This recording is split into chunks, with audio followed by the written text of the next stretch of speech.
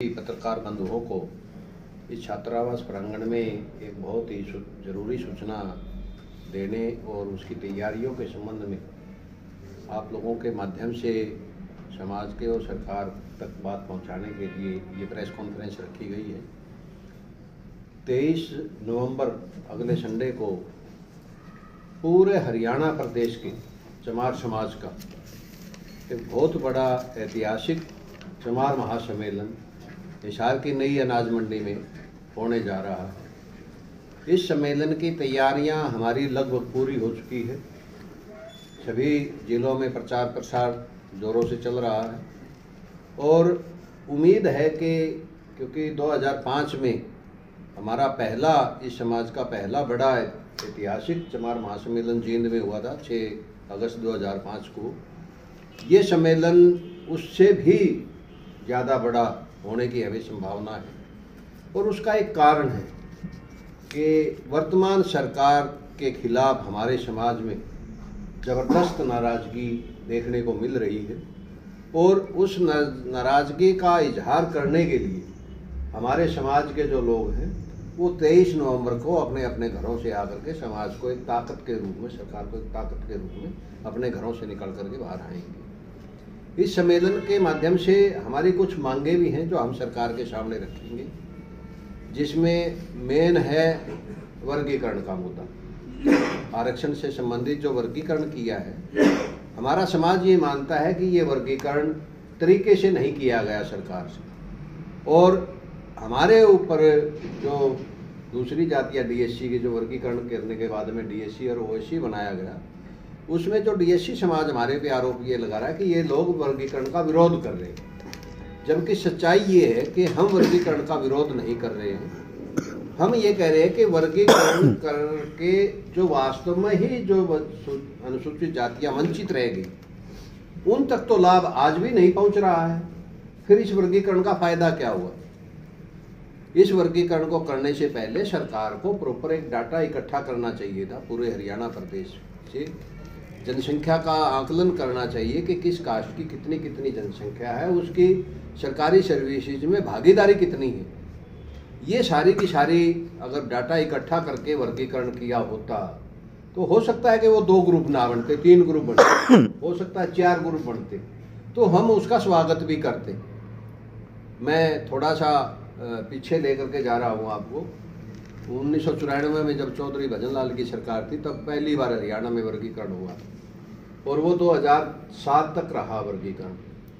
2007 के बाद में खुद मैंने एक RTI लगाई chief secretary of Haryana office में कि मुझे ये बताया जाए कि इन सालों के दौरान किस जाति के कितने कितने बच्चे सरकारी सर्विसेज में आए। आप हैरान होंगे सुन करके कि डीएससी में जो 36 जातियाँ शामिल की गई थी, उसमें सिर्फ 15 जातियों के बच्चे सरकारी सर्विसेज में आए। 21 जातियों का एक भी बच्चा 1994 से लेकर 2007 तक एक भी बच्चा सरकारी सर्विसेज में नहीं आया।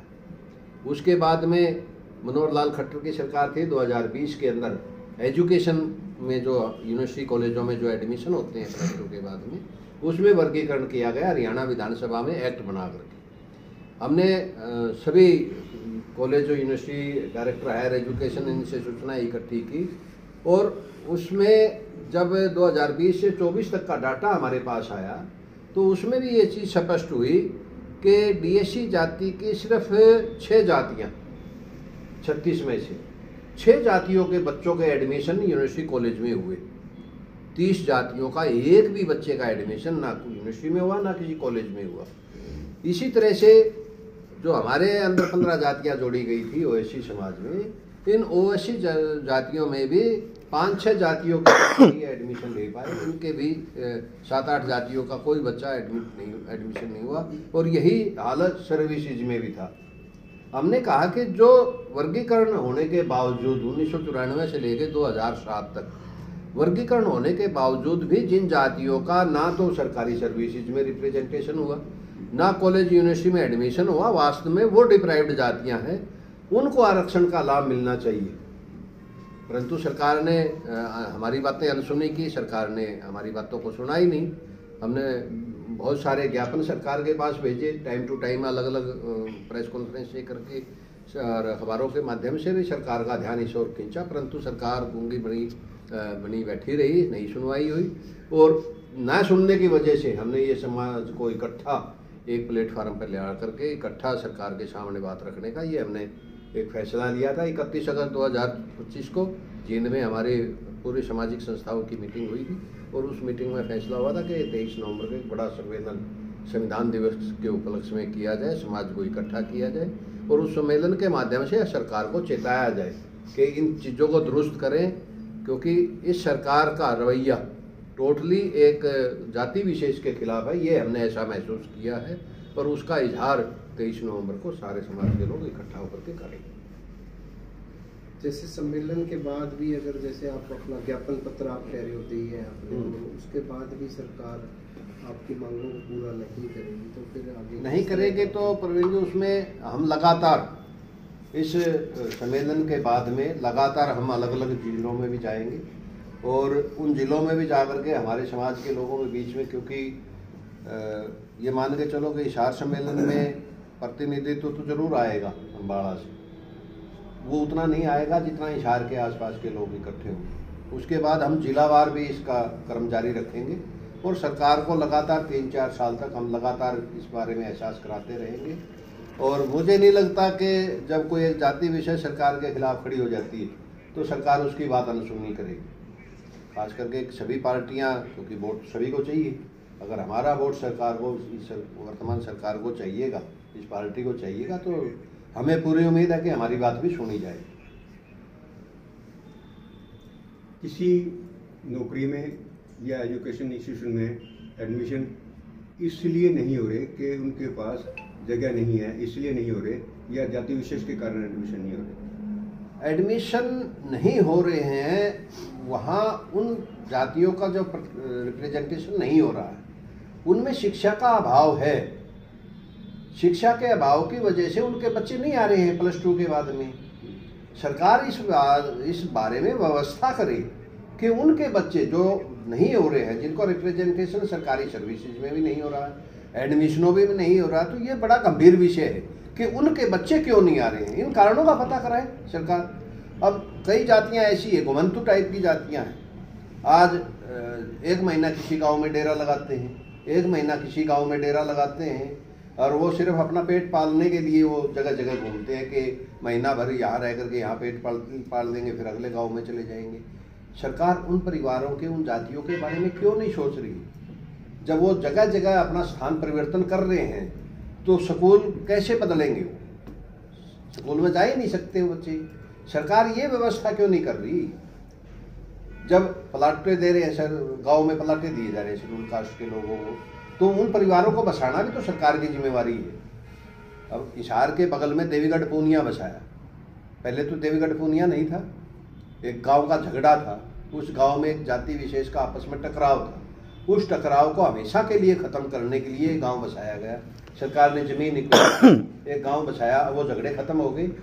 वो जिस गांव से वो लोग आए उस गांव के लोग भी ठीक ठाक रह रहे हैं और देवीगढ़ पूनिया में तो आने वालों ने सब नई तरक्की करी उस झगड़े से बच करके। हम ये कह रहे हैं कि ये जो घुमंतु जातियां हैं, इनके लिए भी तो गांव बसाए जा सकते हैं कि नहीं बसाए जा सकते? क्यों नहीं बसा रही है सरकार? सरकार चाहे तो सब कुछ कर सकती है, परंतु वास्तव में कुछ करना ही नहीं है सिवाय डिवाइडेशन के, तो फिर तो किसी का भी भला नहीं होगा। इन घुमंतु जातियों के लिए किसी गांव में पर्टिकुलर किसी जगह पे जमीन एक्वायर करके इनको 100-150 गज के प्लाट दे करके इनको बसाएं। इनके बच्चे भी स्कूलों में जाना सीखें, स्कूलों में जाएंगे तो स्वाभाविक है। अब स्कूलें तो कह रहे हैं कि मिडिल स्कूल तक के तो कई स्कूल बंद भी कर दिए सरकार ने, शिक्षा की तरफ बंद की जा रही है। आपके समुदाय से बहुत से ऐसे लोग हैं जो बड़े उच्च कोटि के नेता बन गए हैं, हाँ, तो वो उनको ख्याल नहीं आता अपने समाज के बारे में? हमारे समाज के जो उच्च कोटि के नेता जिनका परिभाषित कर रहे हैं वो बेसिकली उच्च कोटि के है ही नहीं, बेसिकली है ही नहीं। उन्होंने सिर्फ अपने परिवारों तक ही सीमित रहे हैं वो लोग, समाज के लिए उन्होंने कुछ नहीं किया।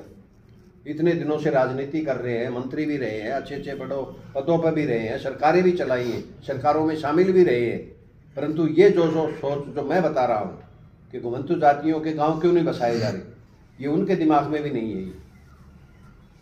और आजकल तो बिल्कुल ही अलग अलग सिस्टम है। डीएससी समाज का नेता वो अपने डीएससी समाज की बात कर रहा है, हमारे वाले किसी भी समाज की बात नहीं कर रहे। डीएससी वाला कम से कम पर्टिकुलर कास्ट की तो बात कर रहे हैं, हमारे वाले तो जो रविदासिया समाज के हैं वो तो किसी की भी बात नहीं कर रहे हैं अपने घर के सिवाय। उन्हें समाज से क्या लेना देना है। इसी सरकार में 2 मंत्री हैं, कृष्ण पवार और कृष्ण बेदी हैं। कृष्ण बेदी खुल के अपने समाज की पैरवी कर रहा है, बहुत अच्छी बात है। कृष्ण पवार क्या कर रहा है? कृष्ण बेदी गाड़ी भी बक रहा है, तो वो तो उसकी गाड़ी को भी कंडम नहीं कर रहा है कि नहीं बकनी चाहिए। भाई मैं भी आपके बराबर का मंत्री हूँ, मैं भी सरकार में शामिल हूँ। सरकार ने उसको खुली छूट दे रखी है, वो खुले वो बकी जा रहे हैं। डीएससी समाज का चुनाव से पहले सम्मेलन हुआ जींद के अंदर, चमार समाज को खुली गालियाँ दी गई कि हम इनके जूते भिगो भिगो के मारेंगे, इनको नानी याद दिवा देंगे। इतनी असभ्य भाषा का इन्होंने प्रयोग किया, फिर भी नहीं बोले कोई भी। हमारे समाज, क्योंकि हमारा समाज सभ्य समाज में कीमती आता है, हमने कहा कि ठीक है ये इनकी भाषा का प्रयोग हो सकता है, हम अपनी भाषा का प्रयोग। शैलजा भी आपके समाज से ही है? बिल्कुल है, शैलजा हमारे समाज की हैं, मानते हैं, अच्छी लीडर भी रही है, सेंटर में मंत्री भी रही है। समाज कल्याण के लिए, हमारे समाज कल्याण के लिए शैलजा जी ने क्या किया बता दो।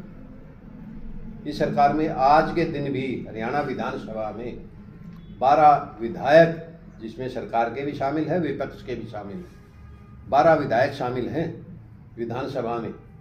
कोई एक भी विधायक समाज हित की बात उठाता है प्रॉपरली?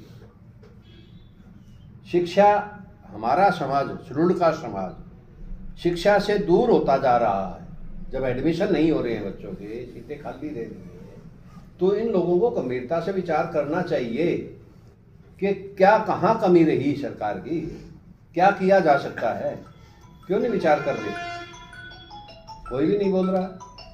इतने 12 विधायकों के होने के बावजूद एक देर सवेर उस आदमी को डीजीपी बनना था हरियाणा का, वो अपना सुसाइड करता है। 4 साल से वो लगातार सरकार के संज्ञान में बातें ला रहा है कि मैं विक्टिमाइजेशन सहन कर रहा हूँ, मेरे साथ ज्यादतियाँ हो रही है। और इतने विधायक होने के, 17 विधायक हैं विधानसभा में, और उसके बावजूद उसने सुसाइड किया। छोटी बात है क्या? क्या सुसाइड जरूरी था सर? उन्होंने सुसाइड क्यों किया, सामना क्यों नहीं किया सर? ये कमजोरी रही उसकी, हम उसको कमजोर मानते हैं, परंतु ये हालात पैदा कैसे हुए ये भी तो देखो ना। बरोबर में उस आदमी को इतना डिमोरलाइज कर देना, मानसिक रूप से उसको इतने घेरे में लेकर के उसको इतना मतलब परेशान कर देना छोटी बात नहीं है। आज एक हिसार का एसपी पायलट गाड़ी लेकर के चलता है, पायलट गाड़ी लेकर के, और देर सवेर जिस आदमी को डीजीपी बनना है उसको एक मामूली सा एएसआई दिया हुआ गनमैन के तौर पर। क्या उसके रैंक के हिसाब से एक एएसआई सफिशिएंट है? एसपी बड़ा होता है कि एडीजीपी बड़ा होता है? डीसी चलता है पायलट लेकर के, एसपी चलता है पायलट लेकर के, और एडीजीपी रैंक का आदमी एक मामूली एएसआई लेकर के चलता है जिसके पास अपनी सर्विस रिवॉल्वर हो। तो ये उसको मानसिक रूप से कमजोर करने की मंशा नहीं है सरकार की। उसके रैंक के हिसाब से उसको सुविधा भी मिलनी चाहिए। और जब ऐसी बात नहीं है कि वो अंदर ही अंदर घुट भी रहा हो, वो तो सरकार के संज्ञान में मामला लाता रहा है 4 साल तक, लिख लिख के देता रहा है। और क्या होना उसमें? जब ये मामला चला था शुरू में तभी से हम कह रहे थे, और आज तो बिल्कुल स्पष्ट हो चुका है, इस केस में कुछ नहीं निकलना, कुछ नहीं आएगा, जाने वाला चला गया। एक परिवार ने अपना मुखिया खोया है, एक समाज ने बहुत बड़ा अधिकारी खोया है। सरकार की मंशा ही नहीं है कि उस परिवार को और इस समाज को न्याय देने। आपका समाज कुछ करेगा? हमारा समाज तो देखो उस परिवार के ऊपर डिपेंड था। जब तक उस परिवार की सहमति थी कि समाज के कंधों पर उन्होंने बात डाल रखी थी, समाज धरने प्रदर्शन कर भी रहा था, सरकार को हर स्टेज के ऊपर घेरने की भी कोशिश कर रहा था कि इसके साथ न्याय होना चाहिए। परंतु अब क्योंकि परिवार ने भी कहा कि जो हुआ है ठीक हो गया है, और अब तो इंक्वायरी के ऊपर बात आएगी। अब इंक्वायरी की फाइंडिंग आएगी जब देखेंगे कि क्या अगला स्टेप उस परिवार का क्या है, और समाज में किस टाइप की वो मंशा रखते हैं क्या अपेक्षा रखते हैं, वो उस परिवार के ऊपर डिपेंड करता है। चारी साहब, ये सम्मेलन में कौन कौन से जो है नेता या जो है चेहरे नजर आने वाले? इस सम्मेलन के अंदर वैसे तो हमने आमंत्रित किए हैं कि कोई भी नेता मीन्स विधानसभा का मेंबर हो या लोकसभा का मेंबर, या वो इस कैपेसिटी में हो कि अगर वो बात कहेगा तो उसकी बात का वजन बनता है, वो आमंत्रित है, आए, परंतु पार्टी की बात ना करे। अगर वो समाज की स्टेज पे आकर के किसी पार्टिकुलर पार्टी की बात करेगा तो ऐसे लोगों को हम स्टेज पे जगह नहीं देंगे। निमंत्रण भी आपने दिया होगा, कौन से और नेता हैं? निमंत्रण हमने सार्वजनिक रूप किया है, पर्टिकुलर किसी को ये नहीं कहा कि आपने आना है। अब सार्वजनिक रूप में कोई भी आ सकता, कितने भी आ सकते हैं।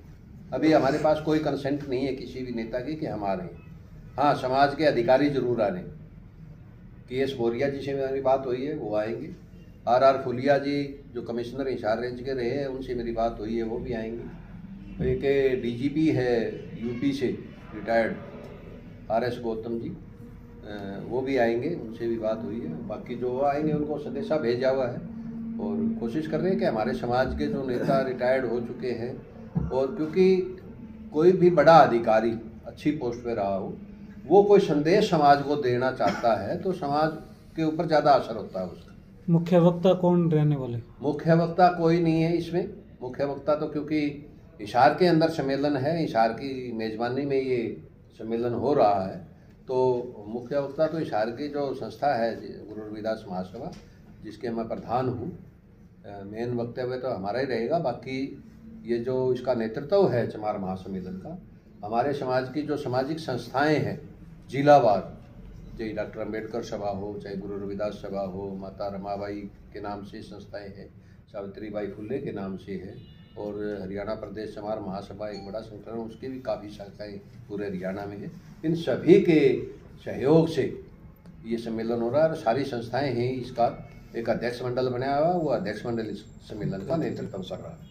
धन्यवाद। ठीक है, लिया चाय ले और बता दीजिए। आज इस प्रेस कॉन्फ्रेंस में हरियाणा पावर कॉरपोरेशन की बहुत बड़ी संस्था है, उसके चेयरमैन है रणधीर सिंह मार जी, हमारे बीच में हैं, और हरियाणा प्रदेश चमार महासभा की जो हिसार यूनिट के प्रधान हैं कश्मीर सिंह सब्बरवाल जी, ये हमारे साथ है।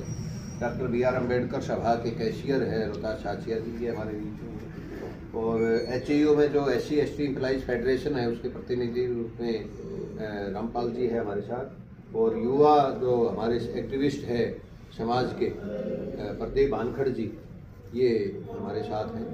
तो इनसे भी अगर आप एक मिनट की कोई बात करना चाहें तो ये आप कर सकते हो। कश्मीर लाल जी, जो आज निमंत्रण के लिए गए थे, तो आपको कैसे रिस्पांस मिला? सर, हमें निमंत्रण के लिए गए थे तो समाज में पूरा जोश है, और समाज बहुत भारी संख्या में, मैं तो ये कहता हूँ कि लाखों की संख्या में समाज है ना उस दिन हिसार पहुँचेगा, अपनी एकता का परिचय देगा और हर संघर्ष के लिए वो तैयार है।